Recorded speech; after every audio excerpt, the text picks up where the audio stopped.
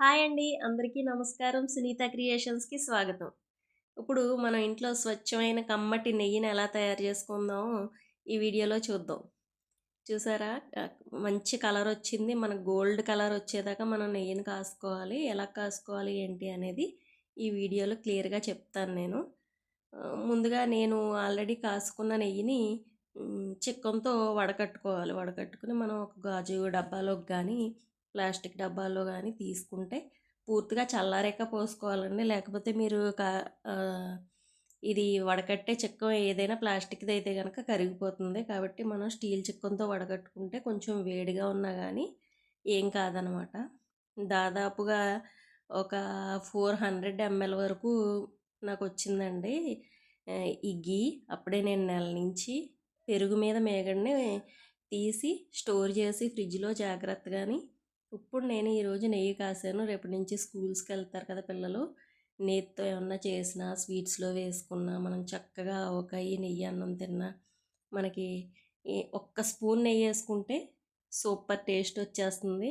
అది మనం ఇంట్లో న్యాచురల్‌గా కాసుకున్న నెయ్యి. మన పెద్దాళ్ళు ఎలా కాసేవారో అలాగే కాస్తే మనకి ఎన్ని రోజులున్నా పాడవ్వదు. అదే నెయ్యి స్మెల్ పోదు. అదే స్వచ్ఛంగా ఉండాలంటే ఈ విధంగా కాసుకోవాలండి. ఇది పూర్తిగా చల్లారాక నేను చిక్కంతో శుభ్రంగా వడకట్టుకున్నాను. ఇప్పుడు ఈ డబ్బాని మనం ఫ్రిడ్జ్‌లోని పెట్టుకోవచ్చు. మామూలుగా మీరు ఎక్కువ వాడకం ఉంది అంటే బయట పెట్టి అదెంతుందిలెండి ఒక 400 ఎంఎల్ అంటే ఈజీగా వాడేయొచ్చు. బయట పెట్టుకుని కూడా వాడుకోవచ్చు. చూసారా మనకి కింద బ్లాక్‌గా కనిపిస్తుంది. అలా వచ్చి కలర్ మారే వరకు మాట. ఇప్పుడు నేను ఫస్ట్ నుంచి ఏం చేశానన్నది చూపిస్తాను.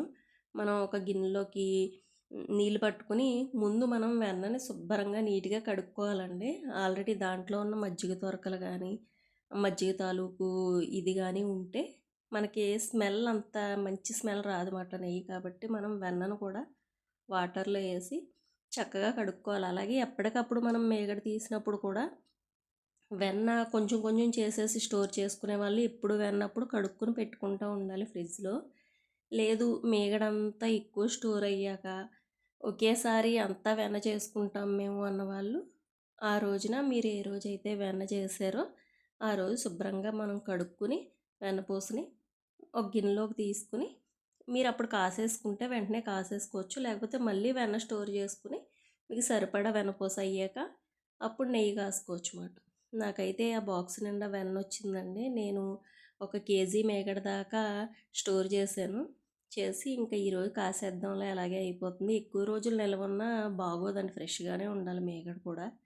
రోజు పెరుగు తోడు పెట్టుకునే ముందు పాలను ఒకసారి మనం ఫ్రిడ్జ్‌లో పెట్టుకుంటే కాసేసి చల్లారాక పాలు ఫ్రిడ్జ్‌లో పెట్టుకుంటే మీగడ చక్కగా కడుతుంది కదా! అలాగే పెరుగు కూడా మనం తోడేసేసి పొద్దుటికి తోడుకున్నాక ఫ్రిడ్జ్‌లో పెట్టుకుంటాం కదండీ! పెట్టుకున్నాక మీకు ఆ మీగడ అనేది చక్కగా వచ్చేస్తుంది. దళసరిగా వస్తుంది. అప్పుడు మీగడ తీసి మనం వేరే బాక్స్‌లో పెట్టుకుని ఆ పెరుగు వాడుకుంటే అలా స్టోర్ చేసిన మీగడే ఒక కేజీ అయ్యాక మనం మజ్జిగ కవ్వంతో చిలుక్కున్నా లేకపోతే ఇప్పుడు ఈజీగా మిక్సీ కప్పులో కూడా వేసేసుకుంటున్నారు. నేనైతే మజ్జిగ కవ్వంతో చేశానండి.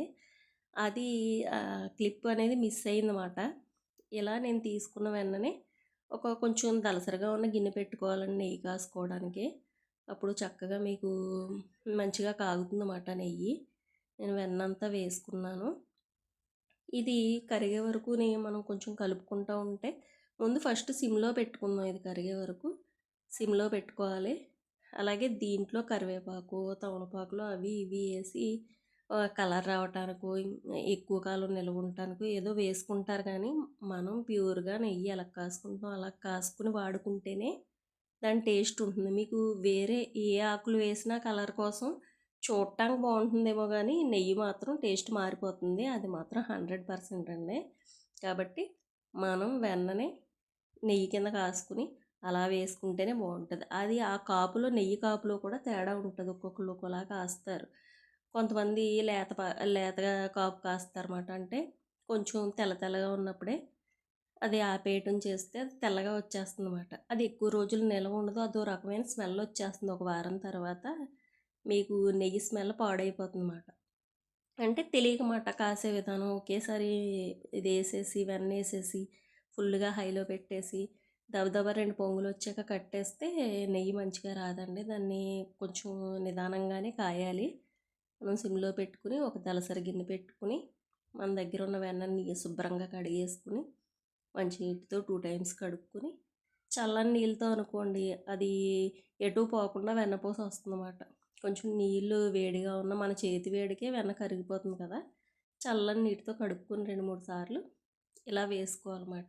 మనకి ఇప్పుడు అదంతా మరిగేదాకా కూడా ఆ వైట్ కలర్ మనకి కలర్ చేంజ్ అయ్యే వరకు కూడా వెన్న మరిగేటప్పుడు అదో రకమైన మజ్జిగ వాసన, మీగడ వాసన అవే వస్తాయి.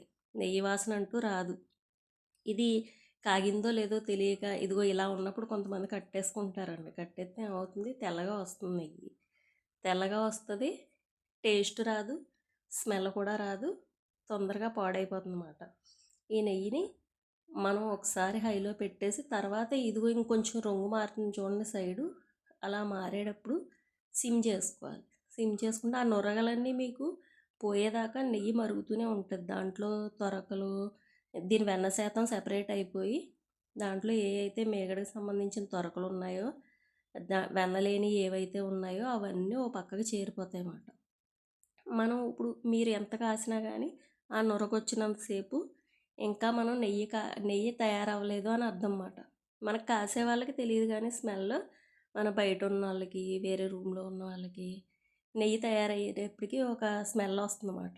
అడుగుతారు మనం బయటికి వెళ్తే నెయ్యి కాస్తున్నారా ఏంటి స్మెల్ వస్తుంది అని. ఆ రకంగా కాయాలంటే ఇంత జాగ్రత్తగానే కాయాలన్నమాట. ఇంకా బుడగలు వస్తున్నాయి చూడండి, కాసేపు ఇలా సన్న మంట మీద మరుగుతూ ఉంటే ఆ బుడగలన్నీ ఇలా సద్దుమనగలమాట. కొంచెం కొంచెంగా తగ్గుతుంది కదండి నొరగా. ఇదిగో ఇప్పుడు మనకి దాంట్లో ఉన్న లోపల మేగడ తాలూకు తొరకలు అయ్యి కలర్ చేంజ్ అయినాయి, బ్రౌన్ కలర్లోకి వచ్చినాయి కదా. ఇప్పుడు మనకి నెయ్యి ఆల్మోస్ట్ ప్రిపేర్ అయిపోయింది అన్నమాట. కొంచెం ఇంకా తెరలు వచ్చేటప్పుడే మనం గ్యాస్ కట్టేసుకోవాలన్నమాట. పూర్తిగా మరగనిచ్చేసి కట్టుకుంటే మాడిపోద్ది. అంటే మనం గ్యాస్ కట్టాక కూడా కాసేపు మన వేడి ఉంటుంది కదా, నెయ్యిలో ఉన్న వేడి దాంతో ఇంకొంచెం మరుగుతుంది కాబట్టి మనం కాసేపు ఉంచి ఇప్పుడు మనం స్టవ్ ఆఫ్ చేసుకుంటే దాంట్లో ఉన్న వేడి సరిపోతుంది.